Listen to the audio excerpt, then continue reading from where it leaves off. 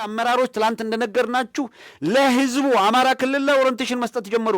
ልጆቻችሁን የወሊድ መርፌ ያስወጓቸው፣ ምክንያቱም ሰራዊቱን መቆጣጠር የምንችልበት ሁኔታ አይደለም ያለ ነው እስከ መባል ተደርሷል። የሚልኳቸው አካላት ምን አይነት ሰይጣን የተጠናወታቸው ለዚሁ ያሰለጠኗቸው መድፈር ያሰለጠኗቸውን አካላት እየላኩ እኮ ነው። ታዲያ እንዲህ አይነት አውሬነት የተላበሰ ስርዓት መጥቶ በየደጅህ አደጋ ሲጋርጥብህ እጅና እግርን አጣጥፈ ነው ወይ የምትቀመጠው? ሌላ አቃቂር፣ ሌላ አይዲዮሎጂ፣ ሌላ ምናምን ትማዘዛለህ ወይ? አትሊስት አስተዋጽኦ አያድርጉ ብለህ ማለት አትችልም። ግን የኢትዮጵያን ዕጣ ፈንታ አሁንም እነ ሻለቃ ዳዊት ምናምን እንዲበይኑት ነው የምትሰጠው። ቱ ቢ ኦነስት አሁን ያሉበት የፖለቲካ እውቀትም የእድሜም የምናምንም ደረጃ እኮ 15 ደቂቃ አውርተው ለ30 ደቂቃ እንቅልፍ የሚላቸው ሰዓት ላይ ነው ያሉት።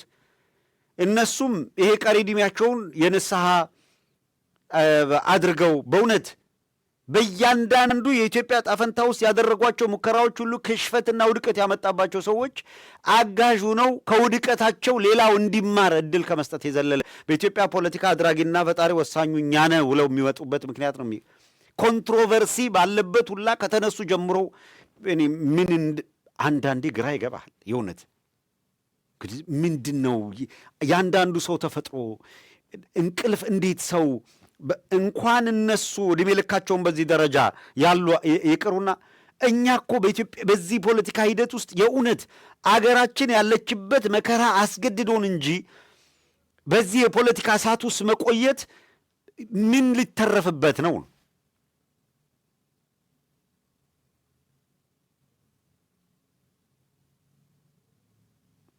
እንዴ እኔ በጣም ነው ግራ የሚገባኝ። ልጅ ኢያሱ ነው በኢትዮጵያ ታሪክ ውስጥ በጣም በጉልህ የሚታወቀው የልጅ ኢያሱ ንግግር አለ። ልጅ ኢያሱ ንጉሠ ነገሥቱ አጼ ምኒልክ ለንጉሠ ነገሥትነት ካጩት በኋላ መንበሩን ተረከበ፣ አልጋውን ተረከበ።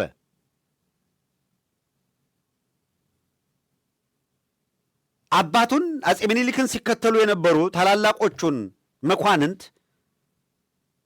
እንግዲህ እናንተ ወፍራችኋል አላቸው። እነሰንስ ዕድሜያችሁ ጨምሯል። አባቴን ተከትላችሁ አገር ስታቀኑ ነበረ። አሁን ግን አባራችሁ አትይዙም፣ ሩጣችሁ አታመልጡም። ይበቃል። እናንተ በዚሁ በቤተ መንግሥት በምክር ቆዩ። አባቴ በአጠቃላይ ደቡባዊው የኢትዮጵያን ክፍል አቅንተዋል። ያልቀናውን ምስራቃዊውን የኢትዮጵያ ክፍል አቀና ዘንድ አባረው ከሚይዙ ሩጠው ከሚያመልጡ ጋር የአገሪቷን ተስፋ መቀጠል የሚችልበት ስራ ልስራ አላቸው። ቀላል አልነበረም። እንቅፋት ገጠመው፣ ፈተና ገጠመው።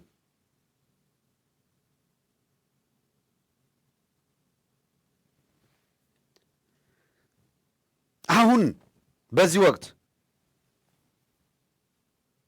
የእውነት ነው የምናገረው፣ በዕድሜያችሁ አመሻሽ ላይ ያላችሁ አብዛኛውን የዕድሜያችሁን ጊዜ ጥሩ በልታችሁ ጥሩ ጠጥታችሁ ስልጣን ይዛችሁ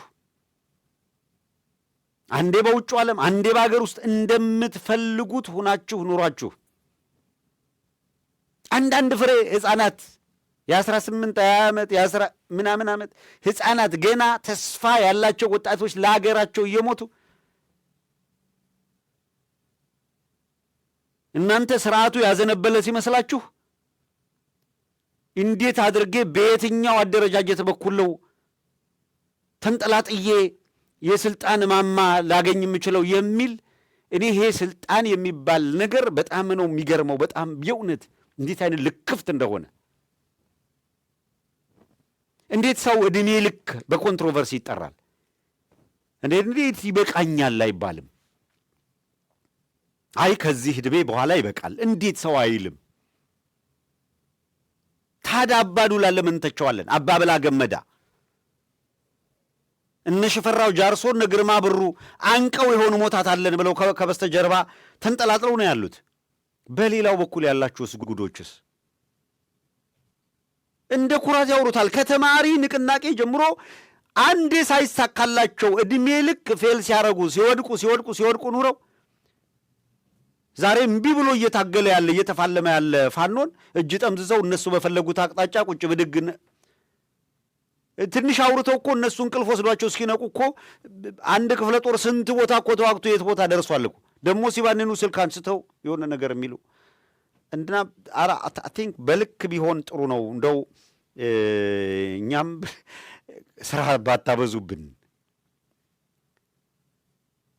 በጎ ሲሰራ እኮ በጎ ተሰርቷል። በቃ በጎ የተሻለ አስተዋጽኦ ሲደረግ የሁሉም ነገር አድራጊ አብኪው ጋጋሪው እኔ ካልሆንኩ ብሎ ማለቱ ብዙም ጠቃሚ አይደለም። በስህተት የመሰላችሁ ስህተት አይደለም፣ ቀርቷል። አባዱላ ለእንትኑ ነው ለመኪናው ነው፣ እሷ አባብላ ነው የሚባለው። ያለ እረፍት እየበላ እየጋጠ አገሪቷን የሞሸለቀ እየጋጠ ያለ ነው አባብላ ገመደ።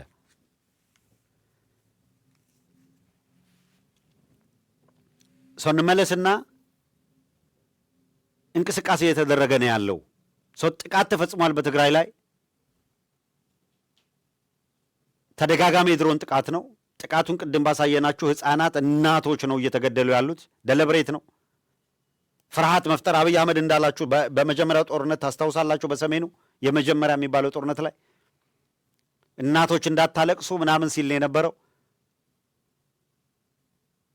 እግራቸው የተቆረጠ ምናምን ህፃናት አይተናል፣ ታስታውሳላችሁ። ያንን ሁላ ውድመት ካደረሰ በኋላ ደግሞ አሁን ቅርብ ጊዜም ሰምታችሁታል። ጥቁር ነጥብ ነው፣ ጥቁር ጠባሳ ነው ምናምን ይላል። ሶሪ ላይመለስ ወደ 1 ሚሊዮን ገደማ የሚጠጋ ህዝብ አልቋል። 27 ዓመትም 30 ዓመት በሉ በስንት ልፋት በስንት ድካም የተሰሩ መሰረተ ልማቶች ወድመዋል፣ ተዘርፈዋል። 300 ሚሊዮን ባጫ ደበሌና ጀነራል አበባው ብቻ ከሽሬ አካባቢ ካለው የባንኮች ኮሌክት ካደረጉትና በማዕከል ከተሰበሰበ ከየባንኩ ኮሌክት የተደረገ ገንዘብ 300 ሚሊዮን ባጫና ጀነራል አበባው ላፍ አረጓት። ላፍ መስፍን ኢንዱስትሪያል በለው ምናምን በለው የግል ባለሀብቶች በለው በሙሉ ትግራይ ላይ አሉ የተባሉ የጭነት መኪና በለው የህዝብ ማመላለሻ በለው ፒክአፖች በለው ዋሬቨር አለ የሚባል መኪና በሙሉ እያንጋጉ ነባጫ ደበሌ ጀነራሎቹ ምናምን እየሰበሰቡ ሸጡ።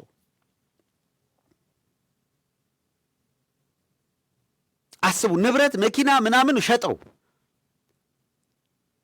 የፋብሪካዎች የሚችሉትን አውላልቀው የሚጭኑትን ጭነው የማይችሉትን ተመልሰው እንዳይሰሩ በኬሚካል የሚበላሸውን በኬሚካል አበላሽተው የሚሰባበረውን ሰባብረው ትምህርት ቤቶች፣ ተቋማት አውድመው።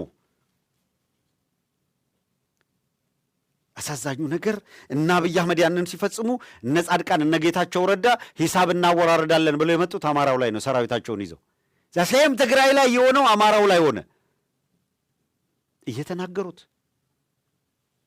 አሁን ደግሞ